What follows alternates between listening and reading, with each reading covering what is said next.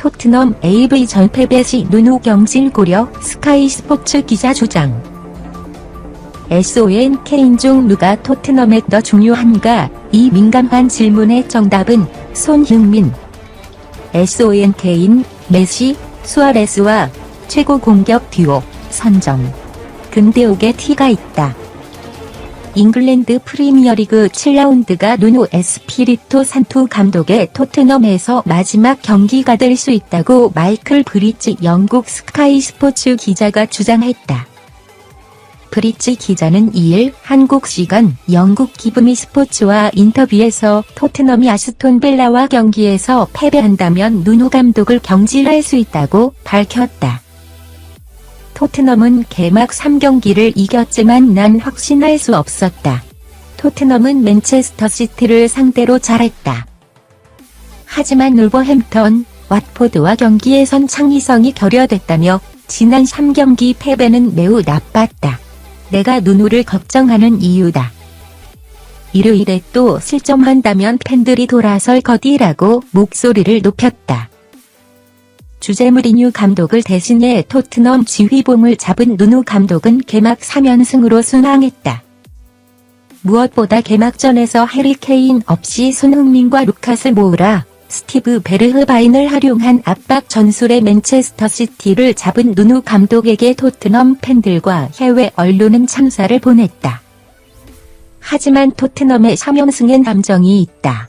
2라운드 울버햄턴전과 3라운드 왓포드전 모두 1대0으로 이겼는데 두 골 모두 필드골이 아니었다. 울버햄턴전 결승골은 델리 알리의 페널티킥골, 왓포드전 결승골은 손흥민의 프리킥골이었다. 공격력이 떨어진다는 토트넘 팬들의 걱정은 머지않아 현실이 됐다. 4라운드 크리스탈 팰리스와 경기에서 0대3으로 시즌 첫 패배를 당한 뒤 5라운드 첼시에 0대3으로 졌다. 결정적으로 6라운드 북런던 라이벌 아스널전 1대3 패배가 토트넘 팬들의 분노를 키웠다. 북런던 더비 패배 이후 토트넘 서포터즈는 성명문을 내고 구단의 장단기 비전을 논의하고 싶다며 레비 회장을 비롯한 수뇌부와 미팅을 요구했다. 영국 더선은 누누 감독이 아스널과 북런던 더비 결과로 89일 만에 경질 위기에 놓였다고 지난달 28일 보도했다. 1일 풋볼인사이더는 다니엘 레비 회장이 누누 감독을 경질하고 후임으로 포체티노 감독을 원하고 있다는 보다 구체적인 내용도 전했다. 여러 영국 언론 또한 누누 감독의 입지가 위태롭다고 보도한 가운데 디 애슬레틱은 일부 토트넘 베테랑 선수들은 누누 감독에게 시간을 줘야 한다는 생각이라고 했다. 토트넘 팬사이트 더 스퍼스 웹에 매우 민감한 제목의 의견 기사가 올라왔다. 누가 우리에게 더 중요한가? 케인 또는 손흥민 29과 케인 28은 지금 토트넘을 이끄는 공격의 두 축이다. 이 의견 기사의 결론은 손흥민이다. 손흥민이 팀 내 중요도에서 케인을 넘어섰다는 것이다. 그 주장의 근거는 몇 가지가 된다. 2015년 여름 레버쿠젠에서 토트넘으로 이적해온 손흥민은 이번 2021에서 2022 시즌 시작 전 토트넘과 4년 새 계약을 했다. 2025년 6월 말까지 함께하기로 했다. 손흥민은 여러 팀의 이적 제의를 받았지만 토트넘에 남아 계속 역사를 써내려가기로 했다. 손흥민은 토트넘 구단에 대한 무한한 감사의 뜻도 전하기도 했다. 토트넘 팬들의 손흥민의 충성심에 큰 박수를 보냈다. 반면 케인은 이미 토트넘을 떠나겠다는 의사를 밝혔고 올해 여름 맨시티 이적에 실패했다. 그 과정에서 토트넘 레비 회장과 신경전을 벌이기도 했다. 하지만 케인의 이적 가능성은 내년 여름에 다시 열릴 수 있다는 게 전문가들의 의견이다. 따라서 케인의 토트넘에서의 미래가 여전히 불투명하다는 것이다. 따라서 케인을 향한 팬심은 이미 구멍이 난 상태라고 보는 게 맞다고 칼럼은 주장했다. 또 다른 주장의 근거는 케인은 손흥민이 없으면 위력이 떨어진다는 점이다. 반면 손흥민은 케인 없이도 존재감을 보여준다는 점이다. 손흥민이 부상으로 빠졌던 크리스탈 팰리전이 하나의 본보기였다. 케인은 고립됐고 그 어떤 것도 보여주지 못했다. 토트넘은 그 경기서 0대3 패를 당했다. 케인이 그동안 토트넘에서 차지한 비중은 막강했다. 최고였지만 최근 그 위상이 떨어졌고 앞으로 더 약해질 수 있다는 것이다.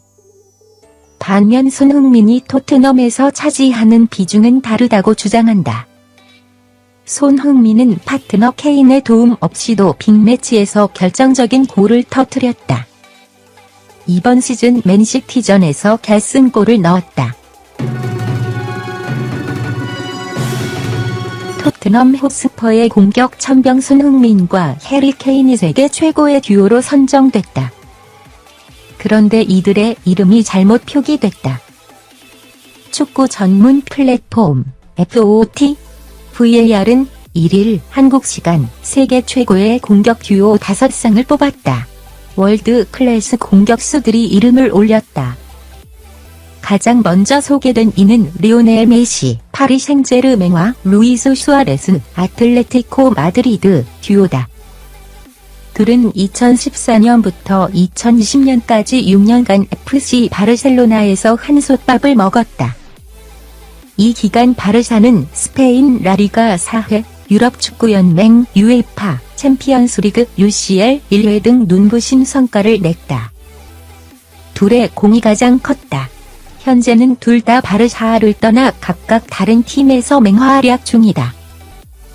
크리스티아노 호날두 맨체스터 유나이티드와 카림 벤제마 레알 마드리드도 뽑혔다. 둘은 2009년부터 2018년까지 9년간 레알에서 동고동락했다. 벤제마의 연계 플레이, 호날두의 마무리 능력이 시너지는 엄청났다. 이 기간 레알을 라리가 2회, UCL 4회 등 수많은 우승 트로피를 들어 올렸다. 세 번째로 언급된 이들은 브라질 전설 호나우두와 히바우두 듀오다. 이들은 브라질 대표팀에서 9년간 호흡을 맞췄다. 호나우두는 브라질 유니폼을 입고 98경기에 나서 62골, 히바우두는 74경기에 나서 35골을 몰아쳤다. 정점은 2002 한일 월드컵 우승이다. 호나우두가 8골로 골든 부츠, 히바우두가 5골로 실버 부츠를 거머쥐었다. 잉글랜드 프리미어리그 EPL 대표 공격 듀오 디디에 드로그바와 프랭크 램파드도 이름을 올렸다. 이들은 2004년부터 8년간 손발을 맞췄다. EPL에서 36골을 함께 만들었고 최다 합작골 기록을 보유 중이다. 이 기간 첼시는 EPL 3회, 리그컵 2회, UCL 1회 등 괄목할 만한 성적을 냈다. 현재 EPL 최고 듀오로 꼽히는 손흥민과 케인이 마지막으로 언급됐다. 2015년부터 호흡을 맞춘 손흥민과 케인은 EPL 통산 34골을 합작했다.